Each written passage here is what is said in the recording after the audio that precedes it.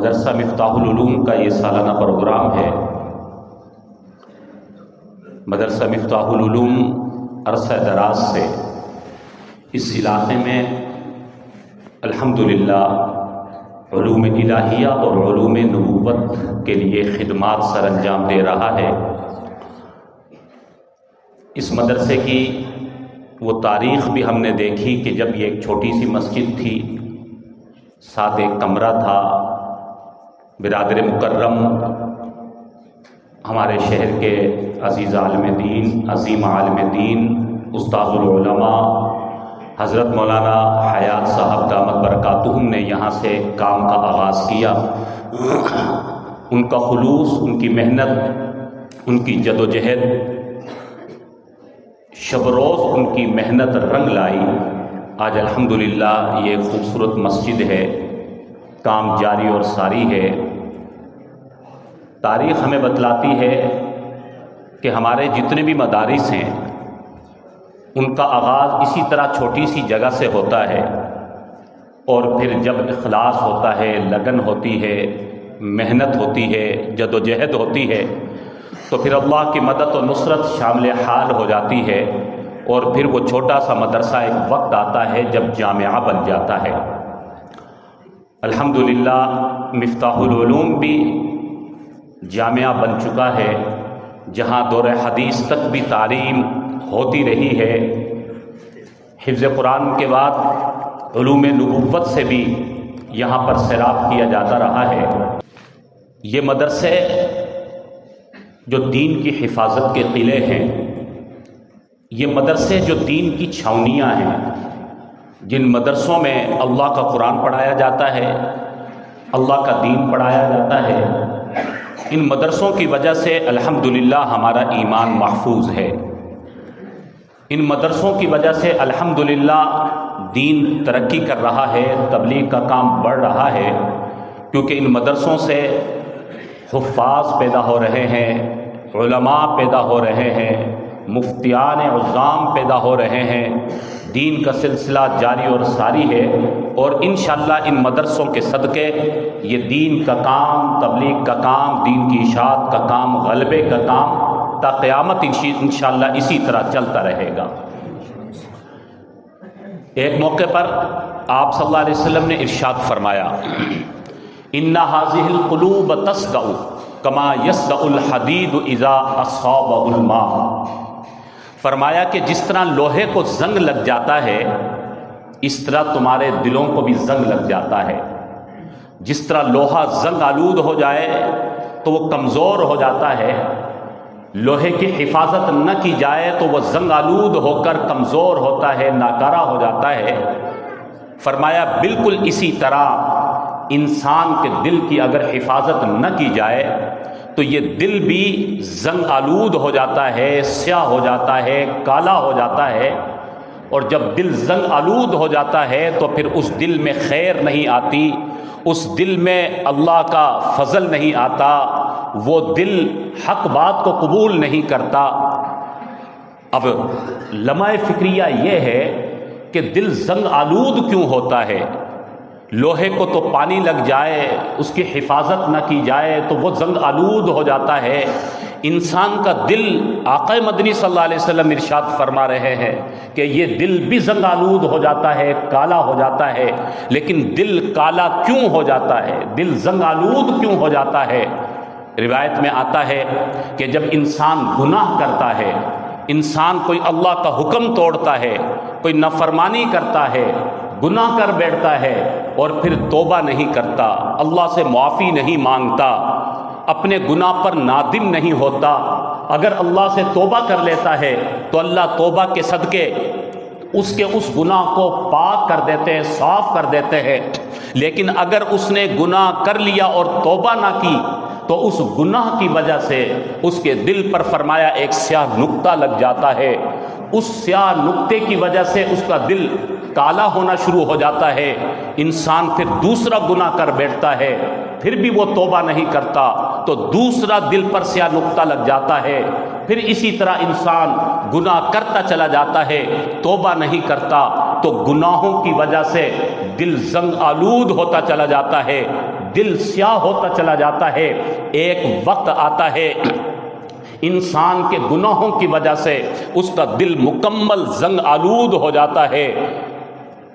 حضور علیہ الصلوۃ والسلام نے جب یہ بات ارشاد فرمائی کہ دل بھی زنگ آلود ہو جاتے ہیں تو صحابہ اکرام نے سوال کیا وما جلاؤھا یا رسول اللہ، دلوں کے زنگ کو دور کرنے کا طریقہ کیا ہے؟ اگر ہماری خطاؤں کی وجہ سے، ہماری کوتاہیوں کی وجہ سے، ہمارے گناہوں کی وجہ سے ہمارا دل زنگ آلود ہو گیا تو اب اپنے دلوں کے زنگ کو دور کس طرح کریں، اپنے دلوں کو پاک و صاف کس طرح کریں؟ تو جواب میں حضور اکرم صلی اللہ علیہ وسلم نے دو باتیں ارشاد فرمائی، قال کثرت ذکر الموت وتلاوت القرآن، فرمایا دو کام کثرت سے کرنا، ان دو کاموں کی کثرت کی وجہ سے اللہ تمہارے دلوں کو پاک کر دے گا، دلوں کے زنگ کو دور کر دے گا، دلوں کی آلودگی کو دور کر دے گا، دلوں کو صاف و شفاف فرما دے گا۔ وہ دو کام کون سے ہیں؟ وہ دو عمل کون سے ہیں جو ہمیں کثرت سے کرنے کے ہیں؟ فرمایا قال کثرت ذکر الموت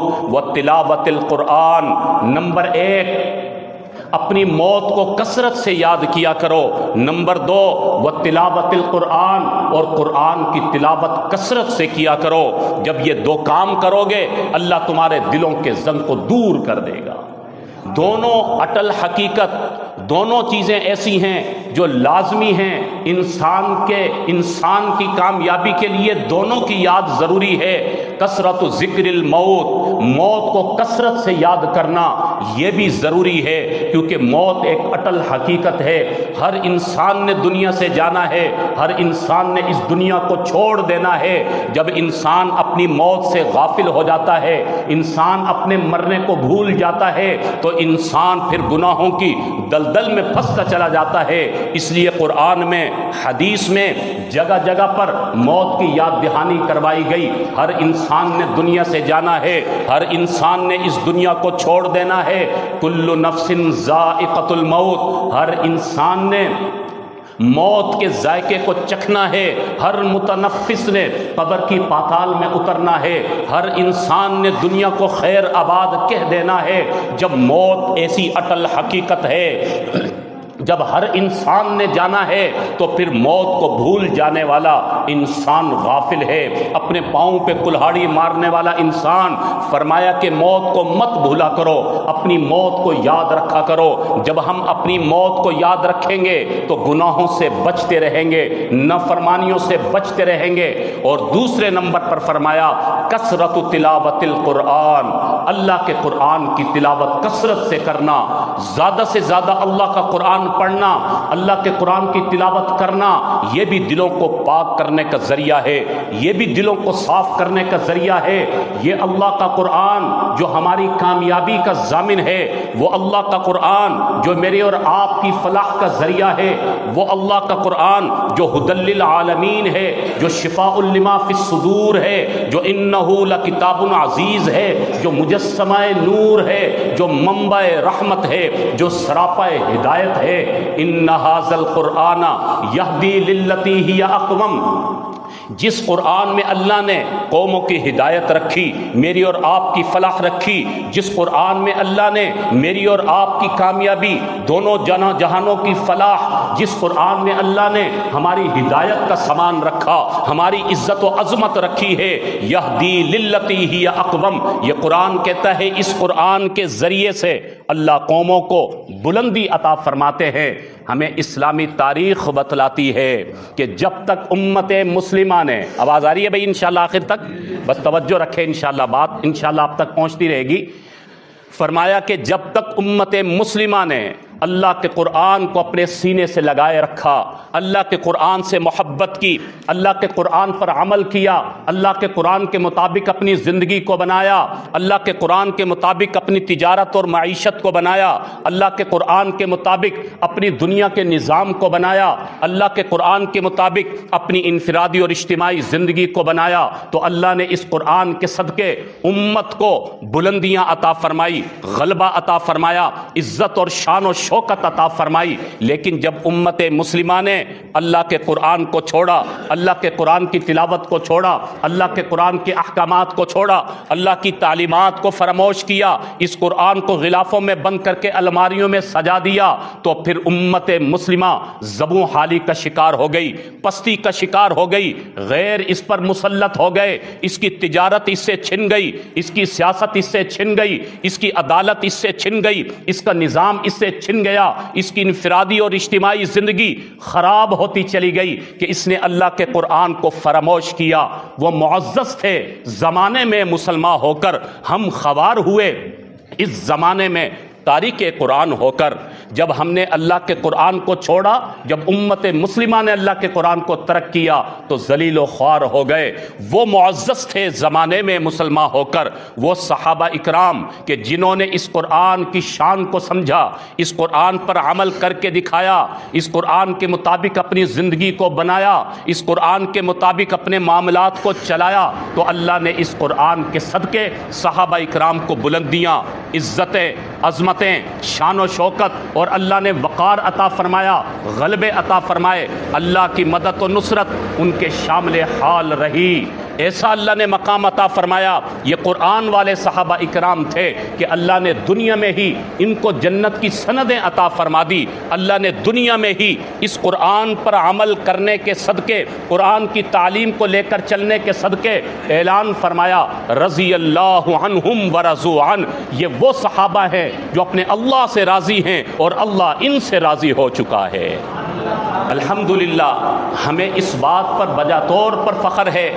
کہ ہم اہل مدارس ہیں، ہم اہل قرآن ہیں۔ الحمدللہ ہماری نسبت ان مدرسوں کے ساتھ ہے، الحمدللہ ان مدرسوں کے ساتھ ہمارا تعلق ہے۔ ان مدرسوں میں اللہ کا قرآن پڑھایا جا رہا ہے، اللہ کے قرآن کی خدمت کی جا رہی ہے، کیونکہ اللہ کے قرآن کے ذریعے ہی یہ امت کامیاب ہو سکتی ہے۔ اللہ کے قرآن کے نظام کے مطابق ہی امت مسلمہ کو غلبہ مل سکتا ہے، ہماری انفرادی اور اجتماعی زندگی کامیاب ہو سکتی ہے کہ جب اللہ کے قرآن سے تعلق جڑے گا۔ اس لیے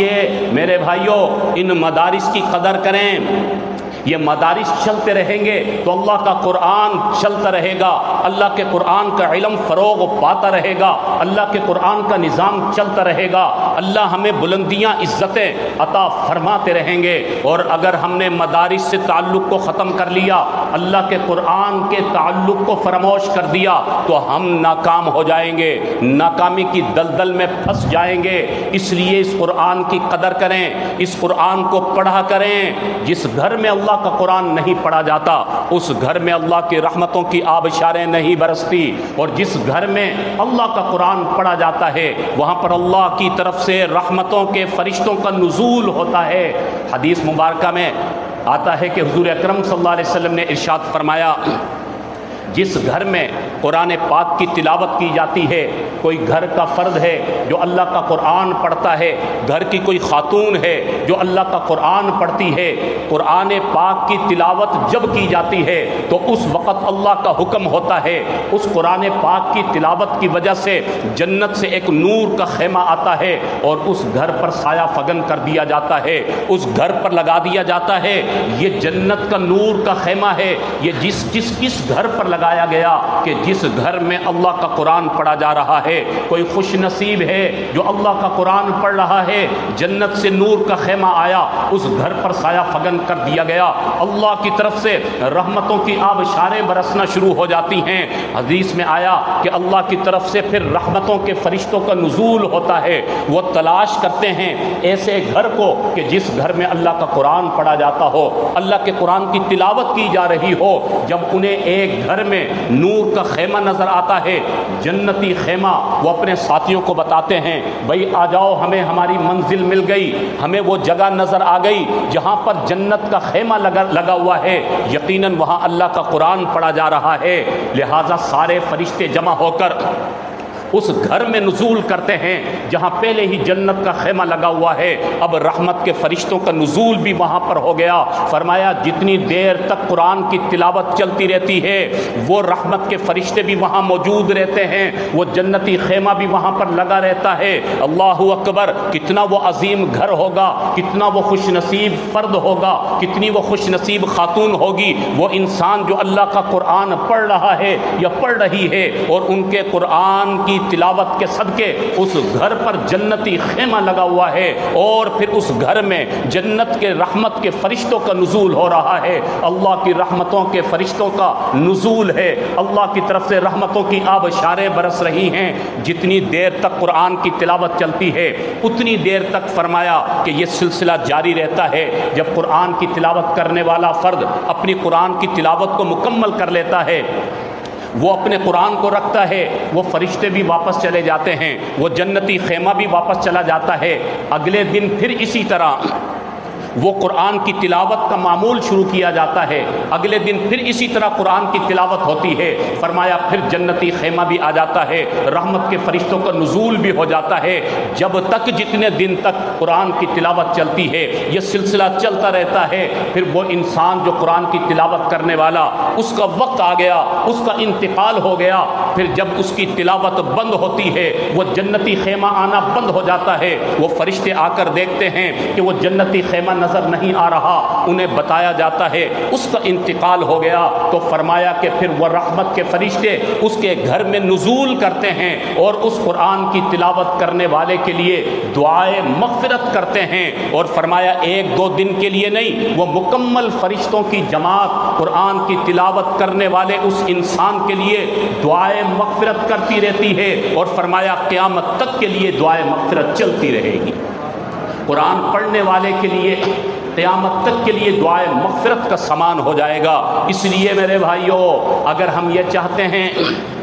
ہماری محرومیوں کا ازالہ ہو جائے، اگر ہم یہ چاہتے ہیں ہماری زندگی کی بے سکونیاں ختم ہو جائیں، آج جو ہماری زندگی میں ہمیں ناچاکیاں نظر آتی ہیں، جو کشمکش نظر آتی ہے، جو بے سکونی نظر آتی ہے، جو ہمیں ہر انسان ایک پریشان نظر آتا ہے، ہر انسان کی بیچارے کی الگ ایک داستان ہے، زندگی میں سکون نہیں، راحت نہیں، اطمینان نہیں، کاروبار میں برکت نہیں ہے، گھر کے ماحول کے اندر آپس میں محبت نہیں ہے، گھروں کی ناچاکیاں ہو گئی۔ اس کی وجہ یہی ہے ہم نے اللہ کے قرآن کو غلافوں میں بند کیا اور الماریوں میں سجا دیا۔ کئی مہینے گزر گئے، اللہ کے قرآن کو پڑھا نہیں جا رہا، تو کہاں سے اللہ کی مدد کے نصرت کے دروازے کھلیں گے؟ میرے بھائیوں، اللہ کا قرآن آج بھی ہمارے پاس اسی انداز میں موجود ہے، اسی انقلابی تاثیر کے ساتھ موجود ہے، بس ہمیں عمل کرنے کی ضرورت ہے، ہمیں اس سے محبت کرنے کی ضرورت ہے، اس قرآن کا احترام کرنے کی ضرورت ہے۔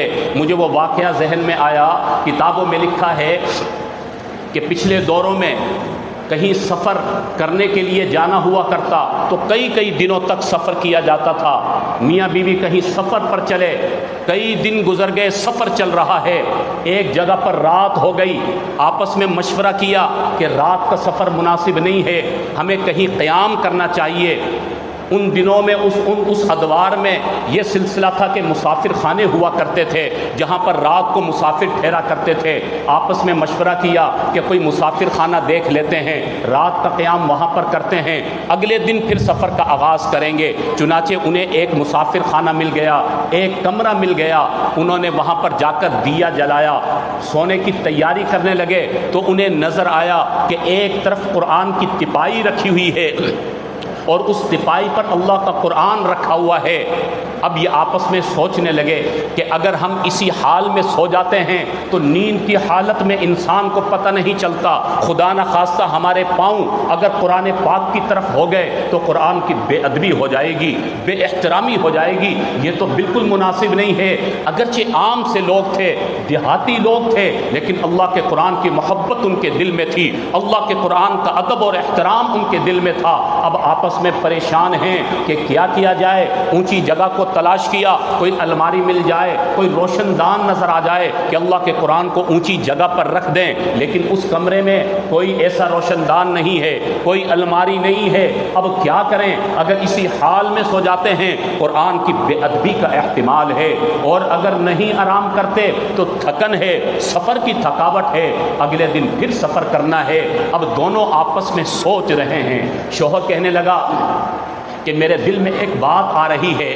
ہمیں تھوڑی سی قربانی دینی ہوگی، ہم اللہ کے قرآن کی بے ادبی سے بچ جائیں گے۔ ایسا کرتے ہیں کہ آدھی رات تک میں اللہ کے قرآن کو اپنے سر پر رکھ کر کھڑا ہو جاتا ہوں، آدھی رات تک اللہ کے قرآن کو سر پر رکھ کر کھڑا رہوں گا، آدھی رات تم آرام کر لینا، تم سو جانا، آدھی رات کے بعد میں تمہیں جگا دوں گا، وضو کر کے اس قرآن کو اپنے سر پر رکھ کر تم کھڑی ہو جانا، آدھی رات میں سو لوں گا، دونوں کی آدھی آدھی رات کی نیند ہو جائے گی۔ قربانی تو تھوڑی سی لگے گی، لیکن خدا نخواستہ قرآن کی بے ادبی نہ ہو جائے، بے احترامی نہ ہو جائے۔ اس کی بیوی نے کہا کہ آپ کا مشورہ ٹھیک ہے۔ چنانچہ انہوں نے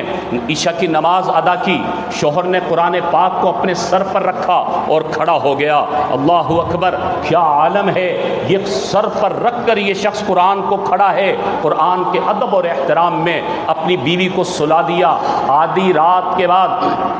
اس نے اپنی بیوی کو جگایا، اس نے وضو کیا، قرآن کو اپنے سر پر رکھ کر کھڑی ہو گئی، اس نے آدھی رات اپنا آرام کیا، دونوں نے یوں رات گزاری، آدھی آدھی رات تک سر پر قرآن کو رکھ کر کھڑے رہے۔ کتابوں میں لکھا ہے کہ اللہ نے ان کی اس ادا کو پسند کیا، اللہ کو ان کا یہ عمل ایسا پسند آیا، ان کا یہ کام، یہ قرآن کا ادب، یہ قرآن کی محبت اور یہ قرآن کا احترام اللہ کو اتنا پسند آیا کہ جب صبح کا سورج طلوع ہوا، اللہ نے ایک ہی رات میں دونوں میاں بیوی کو حافظ قرآن بنا دیا۔ عام سے لوگ تھے، ان پڑھ لوگ تھے، گاؤں کے رہنے والے لوگ تھے، لیکن اللہ کے قرآن کی محبت، اللہ کے قرآن کا احترام کیا تو اللہ نے یہ شان عطا فرمائی، براہ راست اللہ کی طرف سے حفظ قرآن کی دولت نصیب ہو گئی۔ کتنا بڑا اعزاز مل گیا، کتنا بڑا اللہ کی طرف سے اکرام ہو گیا۔ تو اس لیے میرے بھائیوں، یہی اللہ کا قرآن ہمارے پاس موجود ہے، یہی اللہ کا قرآن ان مدرسوں میں پڑھایا جا رہا ہے، ان مدرسوں میں اسی قرآن کی محنت ہو رہی ہے، وسائل ہو نہ ہو اللہ کا قرآن پڑھایا جا رہا ہے، اسباب جمع ہو نہ ہو اللہ کا قرآن پڑھایا جا رہا ہے۔ اس قرآن کی نسبت کو قائم رکھیں، قرآن کے تعلق کو مضبوط رکھیں۔ اگر میرے بھائیوں اللہ کے قرآن سے منہ موڑا تو کبھی کامیاب نہیں ہوں گے، دن بدن ہم ذبح حالی کا شکار ہوتے چلے جائیں گے۔ اس لیے یہ پروگرام اسی مذاکرے کے لیے ہوتے ہیں کہ ہماری کامیابی کا ذریعہ یہ اللہ کا قرآن ہے، اور اللہ کا قرآن ان مدرسوں میں پڑھایا جاتا ہے، تو ان مدرسوں کی بقا ضروری ہے، ان مدرسوں کا قائم رہنا ضروری ہے۔ وہ علاقے جہاں اللہ کے قرآن کے علم پڑھائے جاتے ہیں، جہاں مدرسے قائم ہوتے ہیں، اللہ ان علاقوں پر اپنی خیروں کا نزول فرماتا ہے۔ یہ اہلیان علاقہ بڑے خوش نصیب ہیں، پاک کالونی کے رہنے والے بڑے خوش نصیب ہیں کہ آپ کے علاقے میں الحمدللہ یہ مدرسہ مفتاح العلوم ایک معیاری مدرسہ ہے، جہاں علوم قرآنیہ بھی پڑھائے جا رہے ہیں، علوم نبوت بھی پڑھائے جا رہے ہیں۔ اس مدرسے کی قدر کریں، اس مدرسے کے ساتھ تعاون کیا کریں۔